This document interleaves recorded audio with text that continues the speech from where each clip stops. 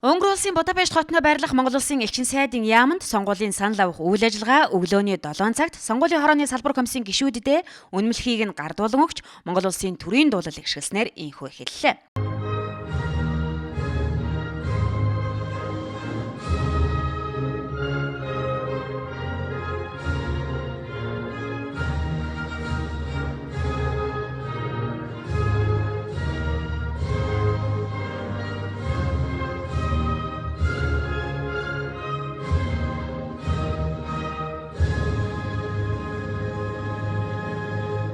За ингээд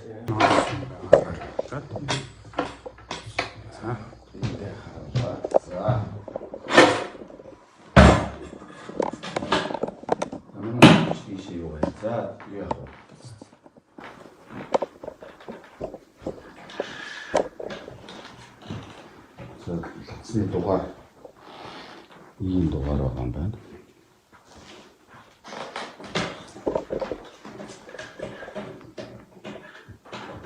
Лацны хэлсэн байхгүй. За санал авах гэдэг нь болсон. За тэгэхээр урдчилж яаж төлөвлөсөйсөөр мөнгө төлөвлөсөн дээр ажиллаа. Хүртэл дээр ажиллаа. Баясаахан гадаа ажиллаа. Жавсан тийм. За ингээд эхнээс нь эхний 20 саналын хуудас маань орж ирж байгаа. 20 саналын хуудасаа юугаар явуулчихна. За архан туусаа бүх мэдээлэл. Унгар улсад манай улсын 3600 гаруй иргэн ажиллаж амьдарч байгаа. Үүнээс 1000 гаруй нь оюутан залуус. Энэ удаагийн ерөнхийлөгчийн сонгуульд саналаа өгөхөөр 314 хүн сонгогчийн нэрсийн жагсаалтанд бүртгүүлсэн байна. Унгар улсад суугаа иргэд маань амралтын өдөр гэлтгүүгээр энэ өдөр сонгуульдаа итгэвчтэй оролцож байна.